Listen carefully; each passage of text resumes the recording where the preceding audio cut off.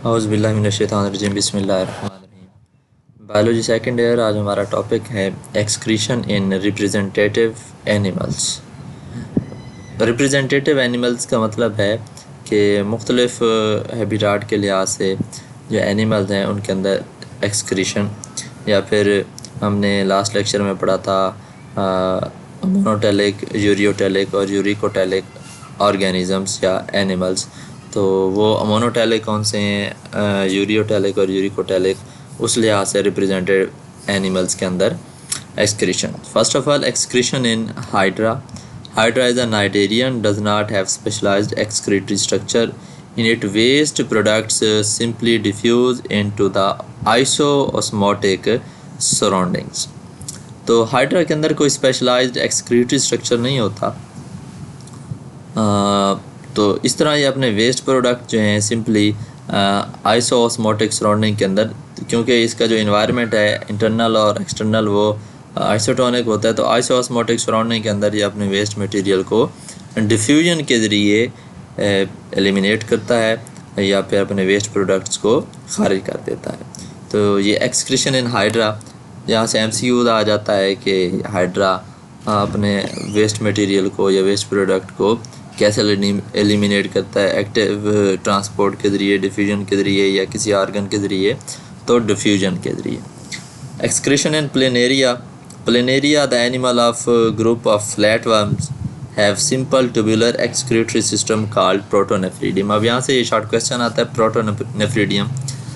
Planaria जो है ये फ्लैटवर्म्स हैं और इनके अंदर प्रोटोनेफ्रीडियम होता है। Excretory system tubular excretory system है जिसे प्रोटोनेफ्रीडियम कहते हैं।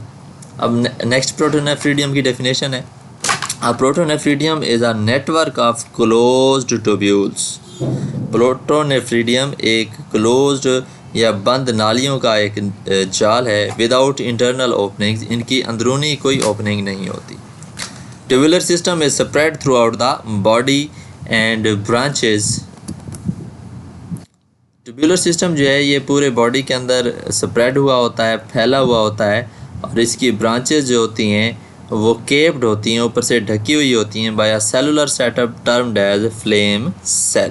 अब यहाँ से फ्लेम सेल की डेफिनेशन, प्रोटोनेफ्रीडियम बंद नालियों का, क्लोज्ड ट्यूब्यूल्स का एक जाल है जिनमें इंटरनल ओपनिंग्स नहीं होती। ट्यूबुलर सिस्टम जो है बॉडी के अंदर फैला हुआ होता है और इसकी ब्रांचेज जो हैं उनके ऊपर सेलुलर सेटअप होता है, मतलब इनकी जो ब्रांचेज हैं सेलुलर सेटअप के ज़रिए ऊपर से बंद होती हैं। उस सेलुलर सेटअप को हम बोलते हैं फ्लेम सेल्स। सो हर फ्लेम सेल, अब फ्लेम तो कहते हैं शोले को, सेल एक सेल हो गया, खुलिया हो गया, तो फ्लेम सेल को फ्लेम सेल क्यों कहा जाता है पहले हमें ये पता होना चाहिए। प्रोटोनेफ्रीडियम की डेफिनेशन होगी। नाउ फ्लेम सेल की डेफिनेशन, ये हमारे पास एक डायग्राम है यहाँ पे। Each flame cell has a tuft cilia. हर फ्लेम सेल के ऊपर सीलिया का एक गुच्छा होता है, टफ्ट होता है। ये हम देखते हैं तो ये यहाँ पर फ्लैटवर्म है, तो फ्लैटवर्म के अंदर देखें तो ये नेफ्रीडियोपोर्स हैं, नेफ्रीडियोपोर्स, ये प्रोटोनेफ्रीडियल नेटवर्क है, ठीक है। प्रोटोनेफ्रीडियम पाया जाता है प्लेनेरिया के अंदर। इसके अंदर अगर हम नेफ्रीडियोपोर्स को थोड़ा सा जूम करके देखें तो यहाँ पे ऐसे इसकी ब्रांचिंग या नेटवर्क सिस्टम पाया जाता है, और ये इसके हैं फ्लेम सेल्स। अब अगर फ्लेम सेल को हम इसको इंटरनली देखें तो ज़्यादा डिटेल में जाएँ इसकी, तो इसमें एक इसका जो अपर पार्ट है या जो इसकी ये जो केप है, इसके अंदर न्यूक्लियस है, साइटोप्लाज्म भी मौजूद है सेल के अंदर। निचली साइड पर इसके क्या मौजूद हैं, सीलिया। अब सीलिया की जो मूवमेंट है, सीलिया की जो हरकत है वो इस तरह से है कि ऐसे लगता है जैसे कि कोई फ्लिकरिंग फ्लेम हो, जलता हुआ शोला हो। इसी वजह से इन सेल्स को हम बोलते हैं फ्लेम सेल्स। यहाँ से जो वेस्ट मटेरियल है इन फ्लेम सेल्स से सीलिया की मूवमेंट के ज़रिए इंटरस्टिशियल फ्लूइड के अंदर आता है। इंटरस्टिशियल फ्लूइड में के ज़रिए एक्सक्रीटरी डक्ट में, और एक्सक्रीटरी डक्ट से ये बाहर चला जाता है।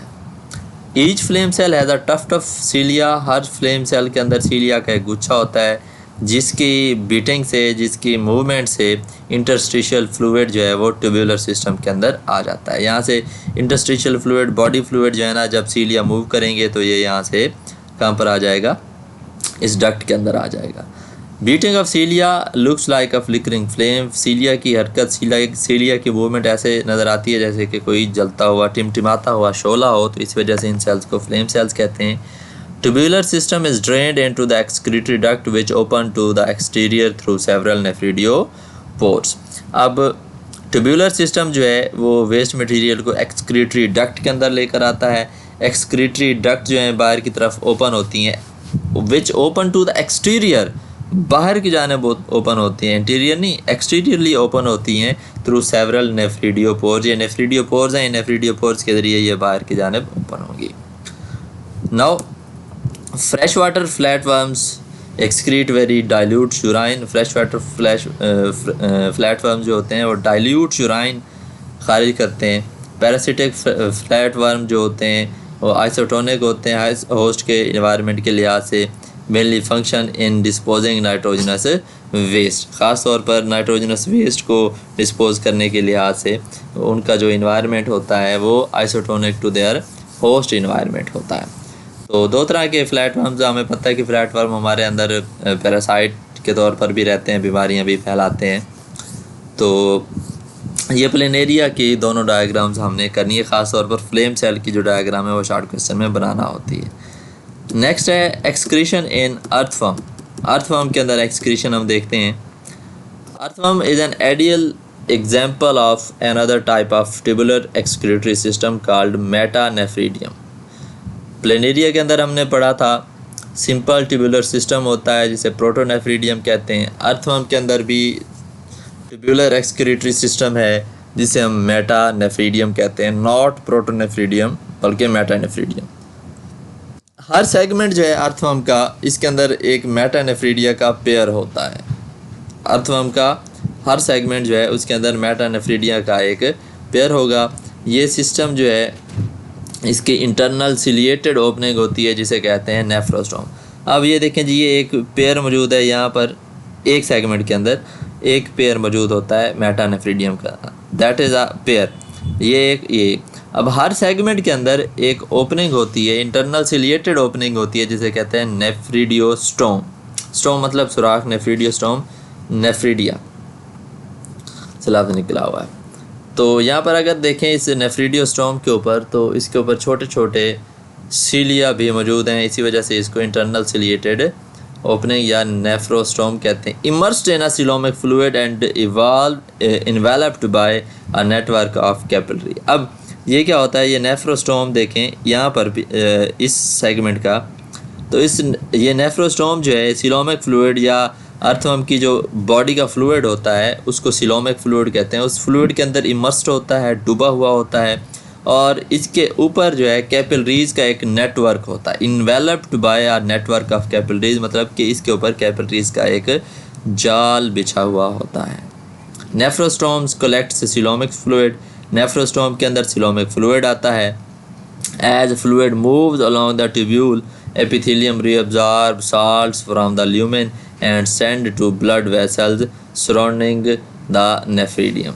अब क्या होता है, जैसे ये फ्लूइड जो बॉडी से नेफ्रोस्टोम में आता है, जैसे जैसे ये फ्लूइड ये ट्यूबुलर सिस्टम के अंदर मूव करता जाएगा, वैसे वैसे इसके ऊपर कैपिलरीज मौजूद हैं। कैपिलरीज क्या करेंगी, एपिथेलियम जो है उनकी रीअब्जॉर्ब करेगी इसमें से साल्ट्स को भी, और दूसरे जो मिनरल्स हैं उसको एब्जॉर्ब करके इसके ल्यूमेन में से, ल्यूमेन मतलब अंदर वाला जो इसका बोर है या इसके अंदर जो नाली का डायमीटर है या खाली जगह है, उसमें से वाटर को एब्जॉर्ब करेंगे, साल्ट्स को एब्जॉर्ब करेंगे और ब्लड वेसल्स के ज़रिए किस में भेज देंगे, सराउंडिंग नेफ्रीडियम के ज़रिए, and sends to blood vessels surrounding the nephridium.